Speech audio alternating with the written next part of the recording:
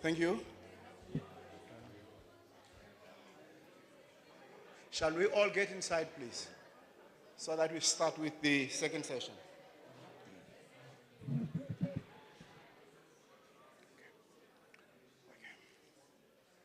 Thank you very much.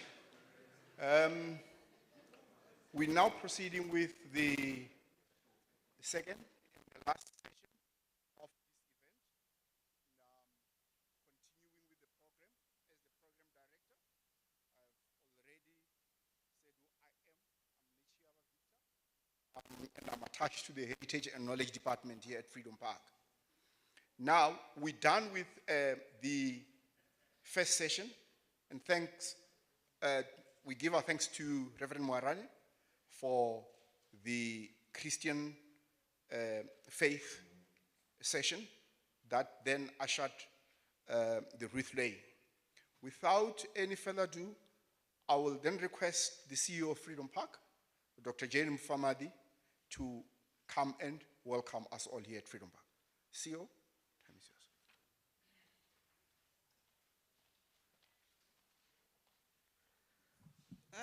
Thank you, Program Director. Our chairperson, Ms. Shaneli Adams-Kruger, Dr. Snuki Sikalala, our veteran, Mr. Castro Kwela, Reverend Mapatso, Reverend Mierane, our families for whom we are gathered here today. You are our special guests. I will like to read all the families, those who are here, those who are not here, and those that Mr. Nechiava referred to, who survived but were head and shoulders with those that we are remembering today. I would like to acknowledge the Guma family, the Khatebe family, the Daka family, Mulokisi, Ngobo, Ngwema, Bokolane, Rabilal, Dimba, Kanyile, Mukhabuli, Kumalo, Mankasaza, and Mahuto. I would also like to remember our former council member whom we know was in Matola, Mr. Mbulelo Musi. I would like to greet and acknowledge our stakeholders who are here. I've seen the representatives of the Department of Military Veterans. I've seen Kulumani Support Group. I've seen our TRC unit. I've seen the National Heritage Council. I've seen the Charlotte Manya Mateke. I've seen the South African Gallery of Legends. I've seen the Peter Dambuza Foundation. And all other veterans, our stakeholders, we really are honored and humbled that you were able to join us here today. And we appreciate the SABC also for ensuring that this very special ceremony is really broadcast for the nation to learn, to be educated.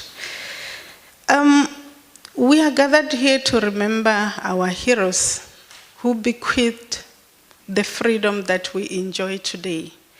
And in Madiba's words, in founding Freedom Park, he said, and I quote, "The day should not be far off when we shall have a people's shrine, a freedom park where we shall honor with all the dignity they deserve those who endured pain, so we should experience the joy of freedom." And I think he was referring to these heroes amongst the many others. And I think it is important that we speak about this remembrance, this education. Here at Freedom Park, we always say that we host commemorations like the one we're having today so that we do not forget, so that the world can remember that the freedom that we enjoy today was not free, that blood was shed to be, for us all to be free today. We do so in particular Not that we harbor the spirit of anger and revenge and continue with the divisions, but we do so that we can encourage the nation to come together, to reconcile, to heal, to forget, but also to transform this individual pain into a national and shared pain. As we say to the family, the pain that you have suffered is also our pain. These were our neighbors. These were the friends, the cousins, the siblings. And it should not be just that you are left on your own. We need to come here. But as an agency of government, Freedom Park provides a platform for government to say to you as families, thank you. Thank you for the sacrifices that you have done. And as the Reverend was saying, when these heroes went out to fight, they didn't want a reward in any other form other than to see the freedom that today we have. And of course, with the many challenges that we face as a nation, what would they have loved to see? What would they have seen? But the significance of this event again today, it's not just about us as South Africans. It's about acknowledgement of support and solidarity. The fact that these heroes fell in foreign land, in Mozambique. We know there are many other raids that occurred in Zimbabwe, in Lesotho, in Swaziland, and many other places. As much as SADC at the time tried to undermine the sovereignty of these countries, but also instill a fear so that these people will not find a home and support. We see that the raids, like the Matola raids, only strengthened the resolve of these countries to support us so that we can be quit. As you also saw, Mr. Jose Ramos, that the victims of these atrocities were not just South Africans, even other countries suffered, paid for the freedom that we enjoy today. And therefore, let's use today to strengthen our resolve for solidarity, to support, and to be there when others need us. And also, we need to appreciate the presence of the Embassy of Cuba here, because I'm sure we all know the contribution that they've also made. We appreciate and we are honored and humbled that each time we have commemorations like this, you are also here. You have remained steadfast in supporting South Africa before freedom, during freedom, and during our other challenges. And as we know, within these walls, amongst the 192,000 names that we have inscribed here, we have over 3,000 names of the Cuban combatants who fell in African soil, and we really appreciate that.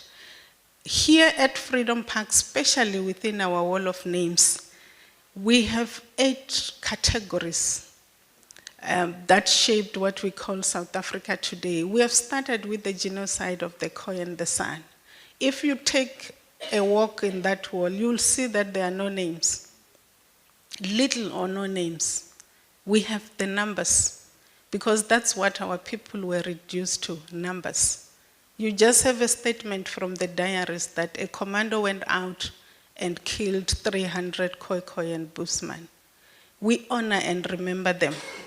The slavery, the various forms of slavery that was practiced, the pre-colonial wars, the wars of resistance, the South African war as well, because that war, even our people fought on either side. It used to be called the Anglo-Boer War, but we have also commemorated and inscribed the names. We have inscribed the names of World War I and World War II. And the biggest and the largest number is the liberation struggle, the 4 pillars of the liberation struggle. We honor and we remember them. And we say that through Freedom Park, we want to create this as a form of symbolic reparation. We also want the future generations to come to Freedom Park and learn about this history and know who these families are, who these heroes are, what is it that they have done, and learn lessons for unity, for stability, and cohesion within our nation, but also beyond. With those few words, I want to say you are all welcome to Freedom Park. If you are here for the first time, do not leave before you do a proper tour of the whole wall of names and our interpretive center called Capo, where you will learn about 3.6 billion years of history of Southern Africa. And my challenge to all of you is that irrespective of who you come, where you come from, whether politically, spiritually, culturally, if you walk through Freedom Park, you will find yourself reflected one way or the other. So this is a journey of self-discovery for all of us. I thank you. You are welcome.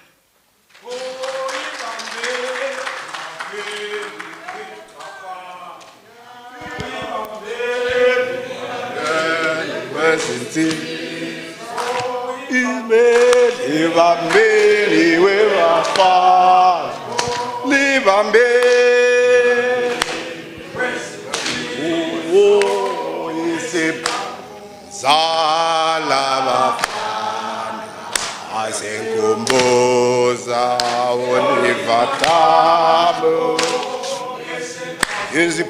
Zalabafana asenkumbuza Amanda! Amanda! You see, when we do what he has done, it's part of our heritage. And it's not partial or partisan or party-oriented. It has been the way the people of South Africa would rise up and encourage themselves as they advance the liberation struggle. So that is part of heritage. Those are what you call liberation songs. Thank you very much. Ladies and gentlemen, at Freedom Park we've got storytellers. The other way or methodology through which we are presenting and representing the 3.6 billion years history that the CEO has alluded to is by tapping from the indigenous knowledge system. You would recall that for generations, the history of our clans, of our royalties have been conveyed or relayed from one generation to another through word of mouth. So we have drawn from that, and we've got full-time storytellers at Freedom Park as part of IKS. Storytellers, can you come and present a story related to Matola Raid or massacre? Thank you.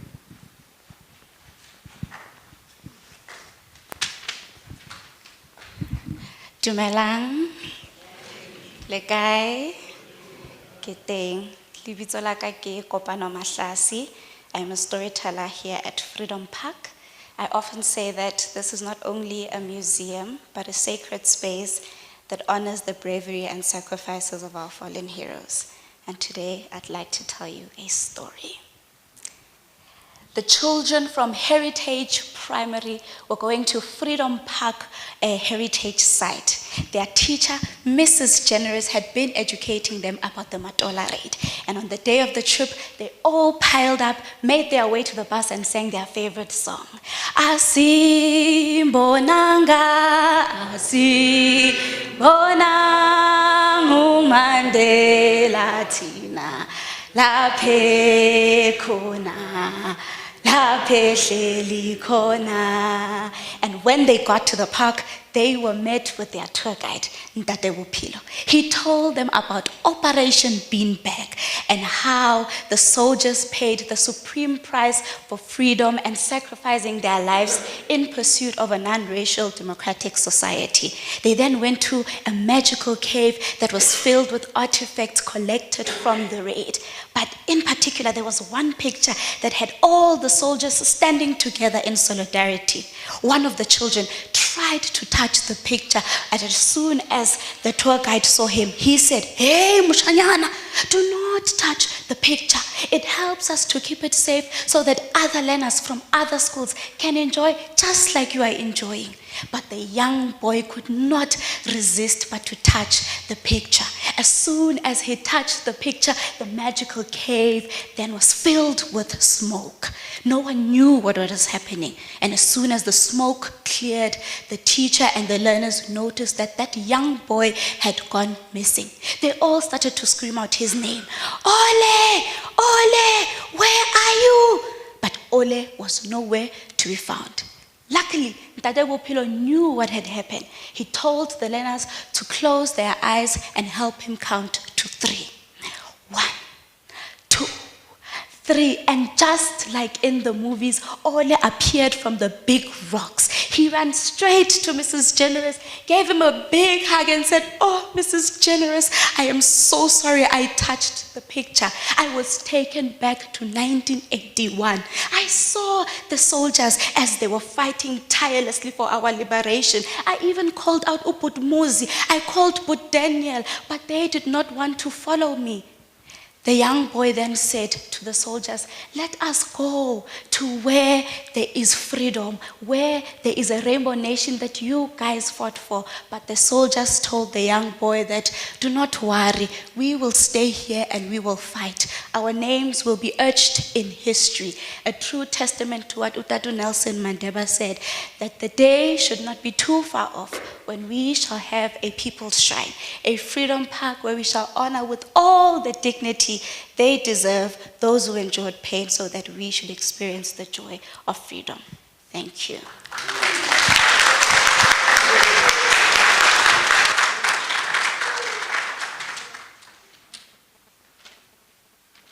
Thank you very much. Yes, that was the story from our storyteller.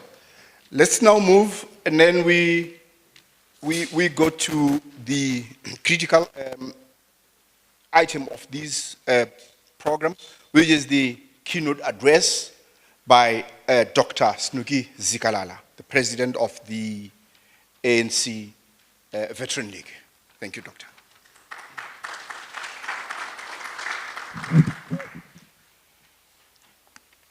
Freedom Park officials, fellow speakers, family members, I'm happy that, as the Veterans League, we're happy that the families were allowed to come, at least see the names of their deceased families, and they had managed to lay the wreath. There are families who don't know what happened to their children in exile. And so I think some of us were lucky that we're alive, and you also are lucky, at least you know where your relatives are buried, what happened to them. When I was in Botswana and in Angola, there are those who perished in front of us, who were killed and they're buried in mass grave. And it's very difficult to find out exactly where is that mass grave in Zambia. We are really thankful that you honored this occasion. Members of the media, I thank you for inviting me to this day of reflection. While it is unfortunate that this commemoration event is not happening in Maputo, it is befitting that we continue to remember the victims of the Matola Raid and reflect on the legacy between Frelimo and the ANC and the ongoing relationship between Mozambique and South Africa and its people. We remember the brutal assault on January 30, 1981, when South African Defence Force breached the territorial integrity of Mozambique to attack ANC safe houses in Matola, a neighborhood near Maputo, which was used as a stopover point for Umkhonto weSizwe soldiers. During the attack, 3 houses were targeted and destroyed, resulting in the death of 14 MK members and a Mozambican man, who I believe was mistaken for Comrade Joe Slovo due to their resemblance. In one of the houses, the ANC retaliated, killing 2 commandos and injuring others. Among the casualties was a British mercenary named Robert Lewison Hutchison. At the Truth and Reconciliation Commission, one of the survivors testified about this brutal assault, including the retreating SADF soldiers cutting off ears of deceased comrades. Yet we know that these brutal attacks in our neighboring countries as part of the apartheid regime strategy to to weaken and destroy the ANC did not ultimately succeed in stopping the march of freedom in our country. The Matola Raid drew the global condemnation of apartheid regime and rallied further international solidarity. And after the funeral of these fallen heroes, attended by former Mozambican President Samora Machel and former President Oliver Tambo, in February the 14th, each year was chosen as a day of friendship between South Africa and Mozambique. In addition, the Matola Raid Monument and Interpretive Center was opened in 2015 to commemorate the event and solidify relations between the ANC, Frelimo, and our two countries. As we reflect on the Matola Raid and its impact, we should reflect on the state of Southern Africa and African unity and solidarity. In these bewildering times, when in the words of the American right-wing strategist Steve Bannon, flooding the zone is the order of the day. However, are we able to maintain our respect for peace, national sovereignty, and solidarity? Over the past week, we have seen the United States President Trump and his cohorts attempt to trade and end the war in Ukraine for rare minerals. That is blatant crude imperialism, reminiscent of what the colonial powers did in Africa. You give us your raw materials, and we will give you formal independence. Gas in northern Mozambique and valuable minerals such as coltan, which is used in most smartphones and computers in the DRC, are fueling violent conflicts in these regions. South Africa has deployed troops in both of these places in an attempt to create peace and buffer the sovereignty of these countries. But it is almost certain that behind these militia groups, such as M23 and the Islamists in Cabo Delgado in northern Mozambique, are multinational companies backed by their government's interests in securing African resources at low prices and at the expenses of the lives and livelihoods of Africans. According to Americans and Europeans, who are not human beings. That is why they prefer to get our minerals for nothing. That's why our people work hard digging minerals, and some of them can die as slaves in those mines. But it is almost certain that behind, as I've said, so under the current circumstances, when we face severe fiscal constraints in our country and harsh choices about priorities, is sending South African troops the best way to support solidarity in Africa? Should we send soldiers, or rather experts, and governance support to the DRC so that the DRC can become an effective government, able to develop its potential and provide for its people across the width and breadth of its large country?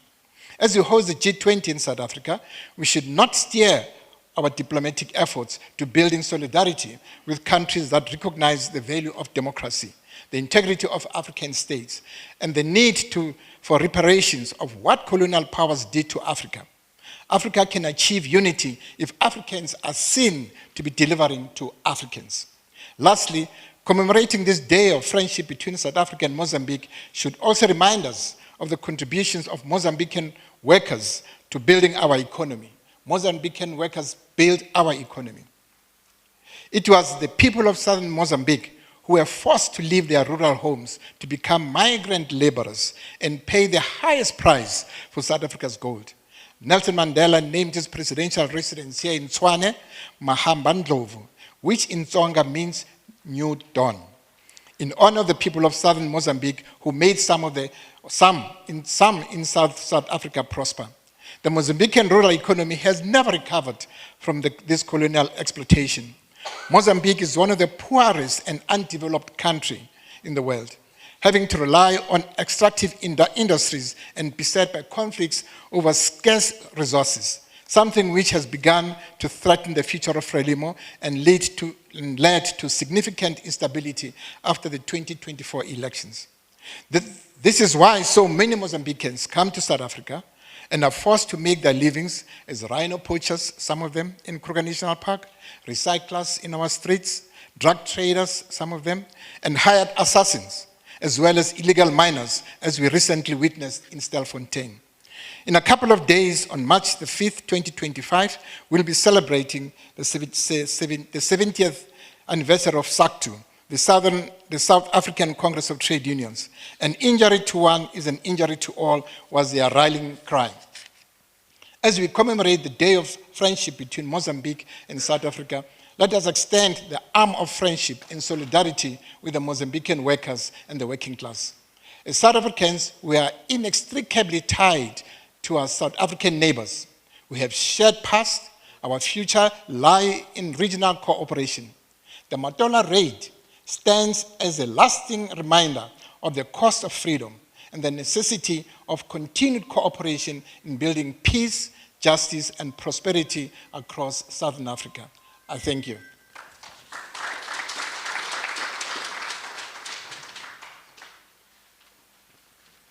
Thank you very much, Dr. Zikalala, for such an informative address. Ladies and gentlemen, we move to the item that we have captured as reflection. We have invited Comrade Castro Kwela to do some reflection on this Matola Raid. Comrade Kwela, like it's written there, and I won't add, he's an MK veteran. So if you say MK veteran, it means he is an MK veteran and nothing else.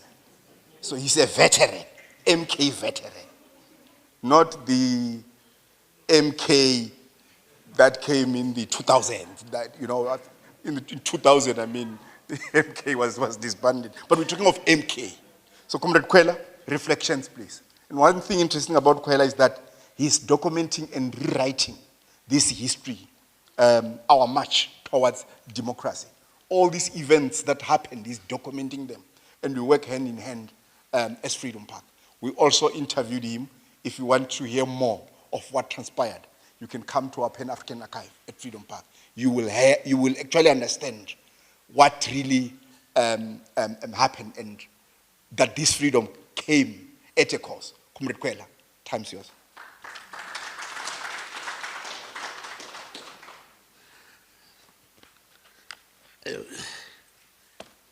Usually in our ranks as Mkonto Wesizwe, we usually start with the slogan, Amandla, Matla, all power. Thank you.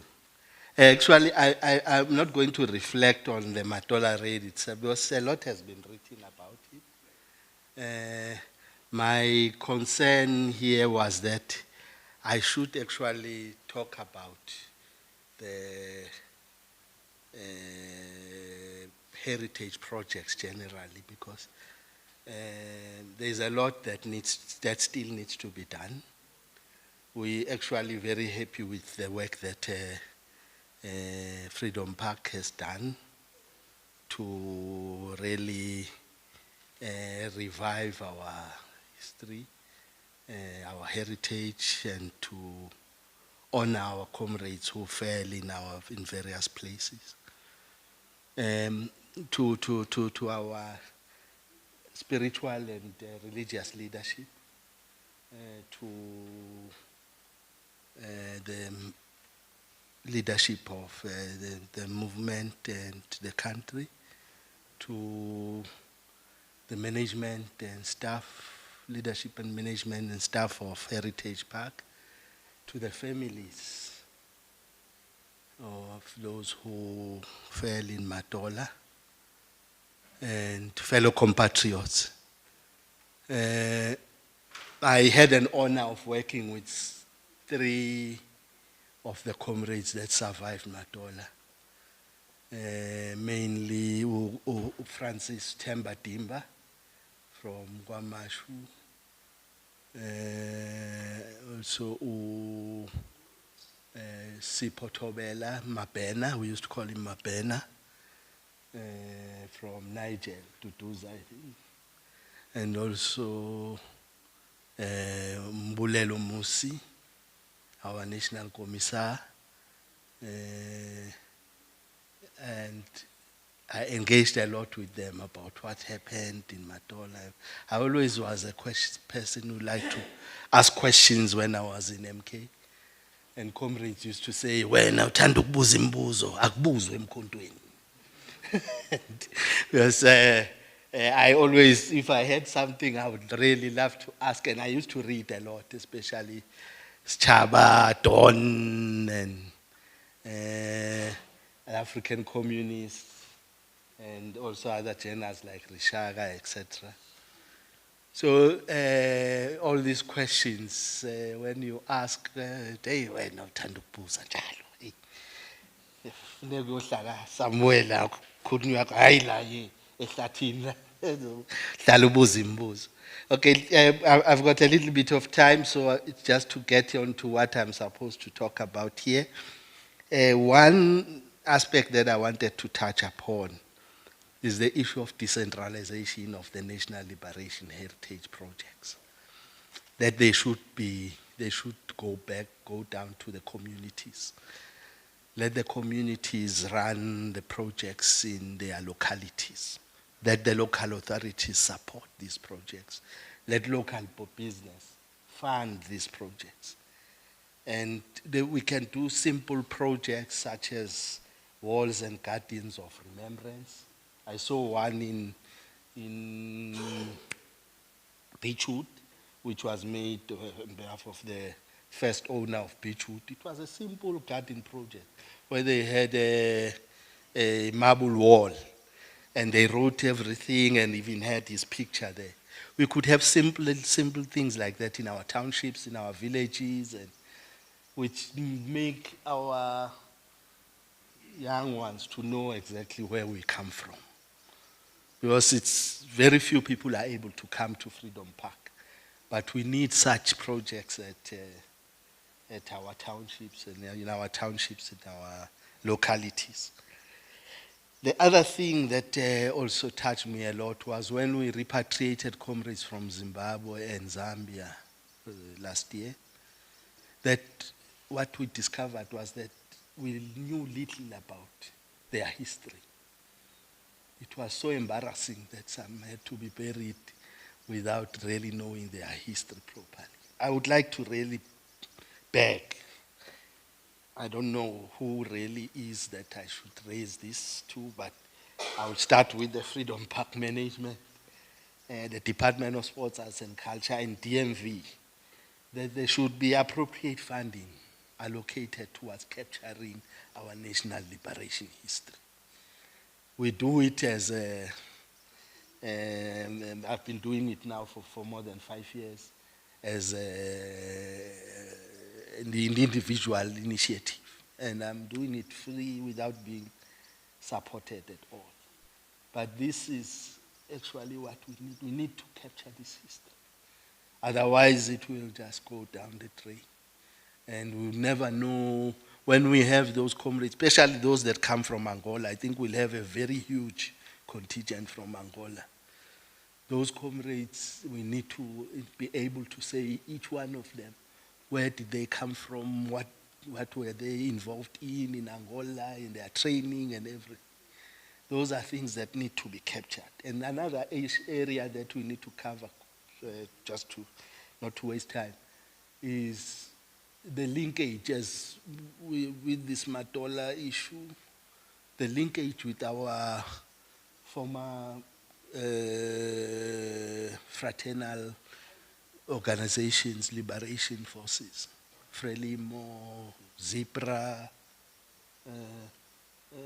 MPLA, FAPLA, SWAPO plan. What was the last one? I'm forgetting. Oh, it's ourselves, SMK. I'm forgetting. That there was a project I wanted to start about Kongwa, because that is where it all started, where we all became melted together in Kongwa. We need to really start this project to link up with these forces. This will actually create a very will create strong cultural bonds. We'll be able to build even a cultural or film industry about our endeavors together, like in In Zimbabwe, the Wanki Spolilo, and also in our luta contra banditos in Angola. These are things that we need to engage with, and it's our history. Our national liberation history should not die just like that. The last thing I wanted to engage with, I know it's going to be controversial, it's about our veterans. I was attending certain funerals of comrades. Comrades are really struggling. I don't know why are we failing to have our comrades' pensions being paid. Those that suffer trauma to get their trauma, the families to be supported. Something really needs to be done to fast track the processes, because I was questioning myself that when they were paying these SRD grants, it's more than 9 million people that are receiving these SRD grants. It was done within a short space of time. Why is it taking so long, more than 2 years for less than 20,000 people?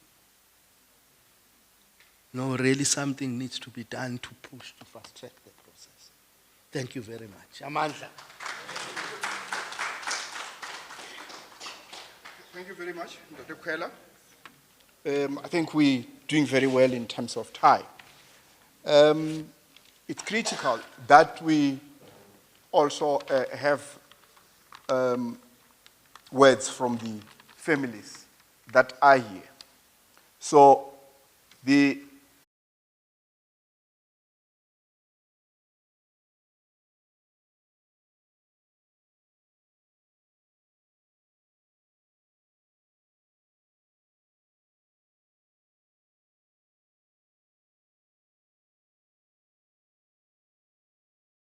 And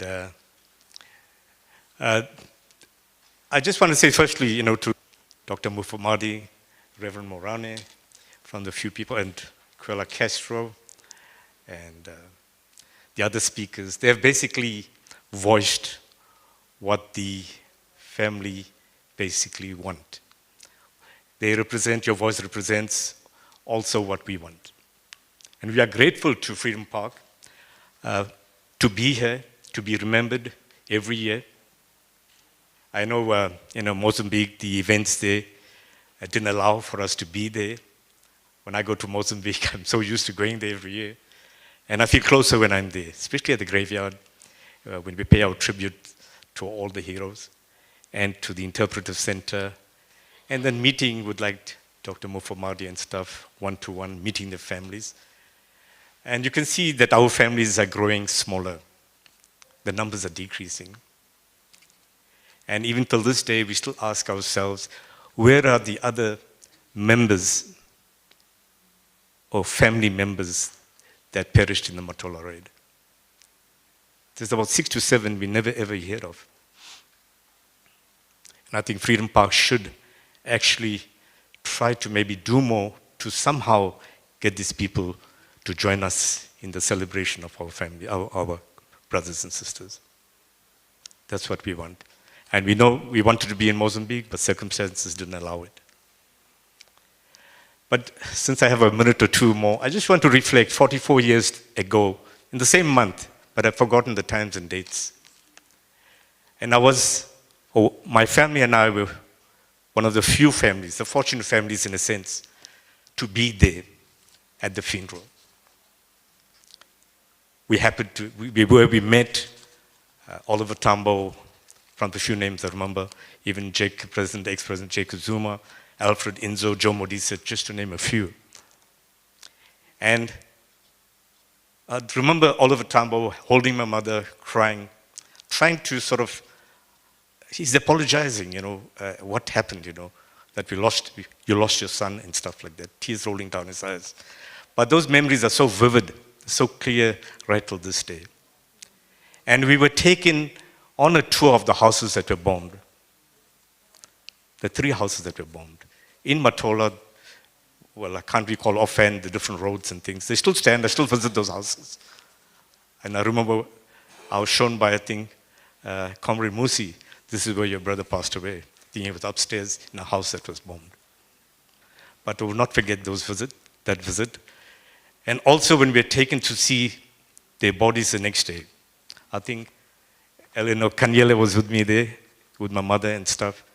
And it's hard to actually tell how we felt at that time, just seeing some of our family members after 10 years, after 5 years, their faces all blown to pieces into thick, heavy coffins. And even the day, I think they were loaded on to go to the cemetery itself. My mother couldn't handle it. In that hot Mozambican sun, she fainted. And those days, we didn't have water, we didn't have people, but we tried to do what we could. But those memories remain so vivid. The burial, even Oliver Tambo's speech on that day, we will always remember. And what Freedom Park is doing right now is taking us back and making us remember, and in a way, make us reconcile with what happened. This yearly thing is very important to the family. Hopefully next year we have it in Mozambique. Not that we don't appreciate what's happening here today, but from my side and from all the family members, I would like to tell or give you thanks, and we appreciate, and all the speakers said today truly represents what we also seek and hope to see in the future. Thank you.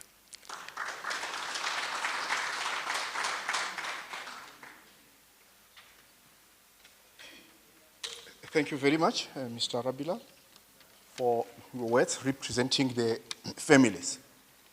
We move now to vote of thanks by our chairperson of the council. Madam, time is yours.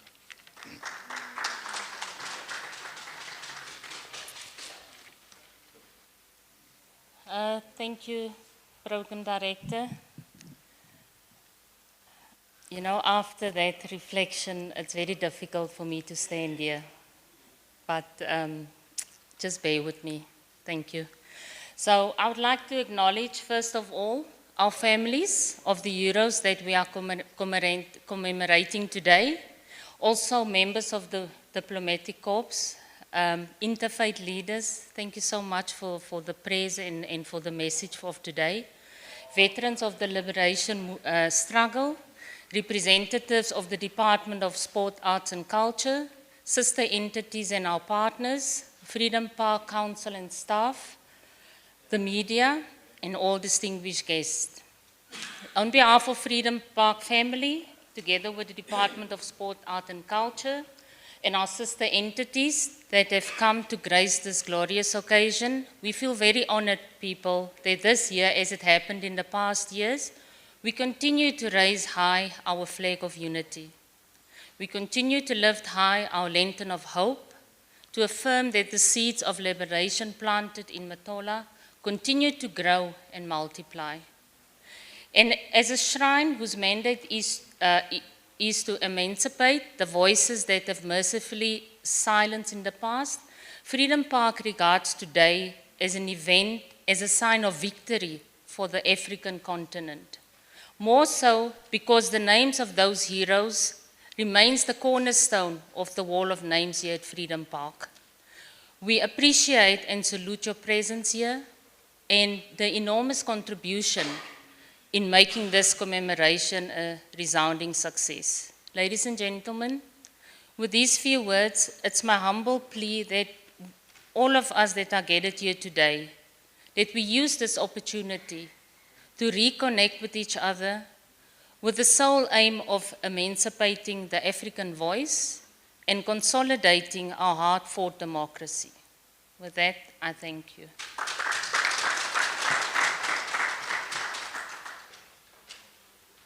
Thank you, Chairperson. Thank you. Thank you very much. Now, we have come to the end of this event. What is going to happen is we are all going to move to the museum site, to the restaurant. The restaurant and the museum, they are closer to one another. That's where lunch will be served. But we will request people to join families as we take them on a tour. Some of the families, they've never visited our museum, the Interpretive Center. So we'll have a brief tour of the museum, I think led by one of our tour guides. I think it's Badresh. Is it you? Yes, Badresh is at the back there. So I think we've got Kumbis that are going to pick you up at the parking, the sanctuary parking, which is down there. So, yes, then that then marks the end of this program. Thank you very much for being a wonderful audience. Thank you very much. Thank you. Thank you.